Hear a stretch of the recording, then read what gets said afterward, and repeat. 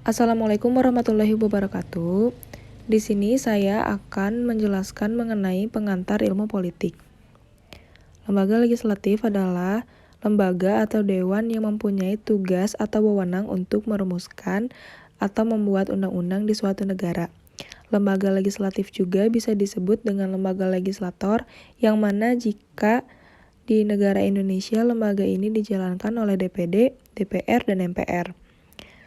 Yang pertama ada DPD atau biasa disebut sebagai Dewan Perwakilan Daerah. Ini biasa disingkat dengan DPD. Sebelum 2004 disebut utusan daerah.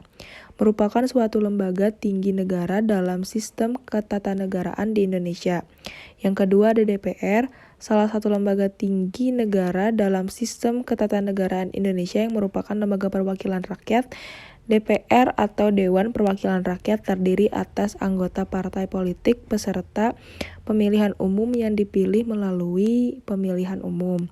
Yang ketiga ada MPR atau biasa disebut Majelis Permusyawaratan Rakyat, lembaga negara yang mengatur pelaksanaan kedaulatan rakyat karena anggota MPR merupakan para wakil rakyat yang berasal dari hasil pemilihan umum.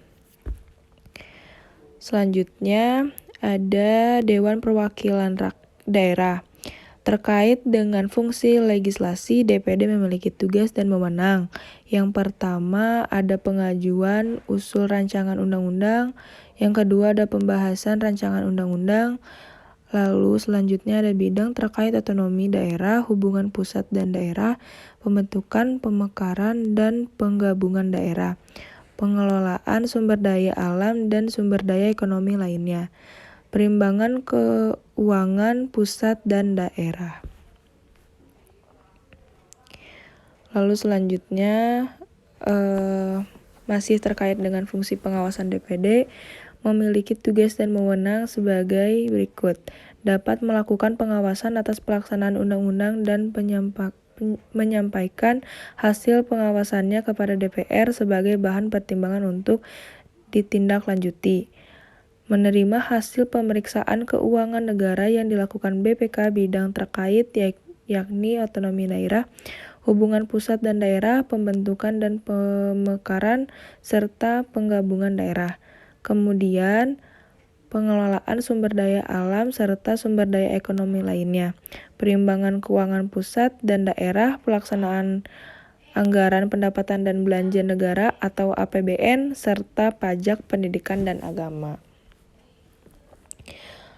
Lalu masih di Dewan Perwakilan Daerah ada fungsi pertimbangan, memberikan pertimbangan kepada DPR. Tugas dan wewenang DPD RI lainnya adalah yang pertama pengajuan usul rancangan undang-undang, kedua pembahasan rancangan undang-undang, ketiga pertimbangan atas rancangan undang-undang, dan pemilihan anggota BPK.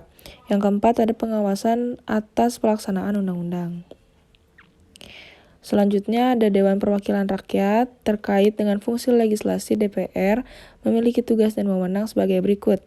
Menyusun program legislasi nasional atau prolegnas. Yang kedua ada menyusun dan membahas rancangan undang-undang atau RUU. Yang ketiga ada menerima rancangan undang-undang yang diajukan oleh DPD terkait otonomi daerah, hubungan pusat dan daerah, pembentukan, pemekaran, dan penggabungan daerah, pengelolaan sumber daya alam dan sumber daya ekonomi lainnya, serta perimbangan keuangan pusat dan daerah. Selanjutnya ada membahas rancangan undang-undang yang diusulkan oleh Presiden ataupun DPD. Lalu selanjutnya menetapkan undang-undang bersama dengan Presiden. Yang terakhir ada menyetujui dan tidak menyetujui peraturan pemerintah pengganti undang-undang yang diajukan Presiden untuk ditetapkan menjadi undang-undang. Selanjutnya masih di DPR dengan terkait dengan fungsi anggaran. DPR memiliki tugas dan wewenang memberikan persetujuan atas rancangan undang-undang tentang APBN, memperhatikan pertimbangan DPD atas rancangan undang-undang tentang APBN dan rancangan undang-undang terkait pajak, pendidikan, dan agama.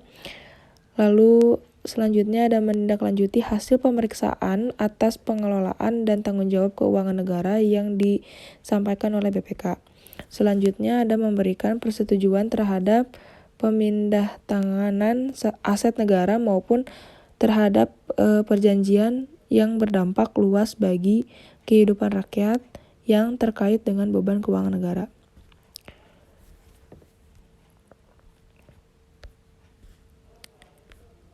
Lalu terkait dengan fungsi pengawasan DPR memiliki tugas dan wewenang melakukan pengawasan terhadap pelaksanaan undang-undang, APBN, dan kebijakan pemerintah, membahas dan menindaklanjuti hasil pengawasan yang disampaikan oleh DPD terkait pelaksanaan UU mengenai otonomi daerah, pembentukan pemekaran dan penggabungan daerah, pengelolaan SDA, SDE lainnya, pelaksanaan APBN, pajak, pendidikan, dan agama.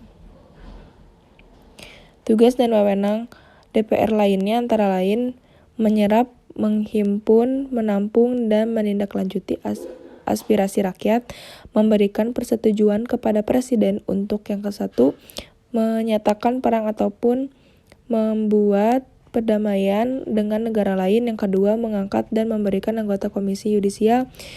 Lalu selanjutnya ada memberikan pertimbangan kepada Presiden dalam hal pertama pemberian amnesti dan abolisi, yang kedua ada mengangkat duta besar dan menerima penempatan duta besar lain. Selanjutnya ada memilih anggota BPK dengan memperhatikan pertimbangan DPD, memberikan persetujuan kepada Komisi Yudisial terkait calon hakim agung dan yang akan ditetapkan menjadi hakim agung oleh Presiden. Dan selanjutnya memilih 3 orang hakim konstitusi untuk selanjutnya diajukan ke Presiden. Selanjutnya masih ada Majelis Permusyawaratan Rakyat. Masa tugas anggota MPR yaitu 5 tahun, terhitung dari semenjak sumpah atau janji yang diucapkan pada sidang paripurna MPR, serta juga diresmikan keanggotaannya oleh keputusan Presiden. Tugas anggota MPR tersebut akan berakhir jika sudah terpilih anggota yang baru yang juga telah diambil sumpah dan janjinya yang dipandu oleh Ketua Mahkamah Agung atau MA. Lalu ada tugas dan wewenang MPR. Yang pertama ada mengubah dan menetapkan Undang-Undang Dasar, melantik Presiden dan Wakil Presiden berdasarkan hasil pemilihan umum dalam sidang paripurna MPR, memilih Wakil Presiden dari 2 calon yang diajukan Presiden apabila terjadi kekosongan jabatan Wakil Presiden dalam masa jabatannya selambat-lambatnya dalam waktu 60 hari. Lalu ada melantik Wakil Presiden menjadi Presiden apabila Presiden mangkat diberhentikan atau tidak dapat melaksanakan kewajiban dalam masa jabatannya. Lalu ada melantik Wakil Presiden menjadi Presiden apabila Presiden mengangkat diberhentikan atau tidak dapat melaksanakan kewajiban dalam masa jabatannya. Memutuskan usul DPR berdasarkan putusan Mahkamah Konstitusi untuk memberhentikan Presiden dan atau Wakil Presiden dalam masa jabatannya setelah Presiden atau Wakil Presiden diberi kesempatan untuk menyampaikan penjelasan dalam sidang paripurna MPR. Lalu selanjutnya ada menetapkan peraturan tata tertib dan kode etik MPR. Memilih Presiden dan Wakil Presiden apabila keduanya berhenti secara bersamaan dalam masa jabatannya, dan 2 paket calon Presiden dan Wakil Presiden yang diusulkan oleh partai politik atau gabungan partai politik yang paket calon Presiden dan Wakil Presidennya memilih suara terbanyak pertama dan kedua dalam pemilihan sebelumnya, sampai habis masa jabatannya selambat-lambatnya dalam waktu 30 hari. Selanjutnya ada hak dan kewajiban MPR. Dalam melaksanakan tugas dan kewajibannya, anggota MPR juga dibekali hak dan kewajiban yang terdapat pada individu mereka masing-masing, diantaranya sebagai berikut. Ada memilih dan dipilih. Seluruh anggota MPR diberikan hak untuk memilih siapapun yang telah memenuhi syarat untuk menjadi pimpinan MPR. Begitu pula dengan anggotanya yang juga memiliki hak dipilih untuk menjadi pimpinan MPR. Menentukan sikap serta pilihan hak ini merupakan hak dasar yang terdapat pada anggota MPR. Mereka itu memiliki hak untuk menentukan sendiri mengenai sikap serta pilihan mereka dengan tetap tidak melanggar aturan yang berlaku. Selanjutnya, mengajukan sebuah usul untuk mengubah UUD 1945. Ini hanya dapat dilakukan oleh anggota MPR dengan alasan yang kuat. Selanjutnya, membela diri. Hak membela diri ini yakni hak yang diberikan agar para anggota MPR di dalam menjalankan tugasnya penuh dengan aturan hukum. Selanjutnya, imunitas serta protokoler merupakan hak yang diberikan dengan tujuan bisa langsung berpengaruh pada rakyat. Yang selanjutnya ada keuangan serta administratif merupakan hak mendasar yang diberikan berupa tunjangan-tunjangan untuk tiap-tiap anggota MPR.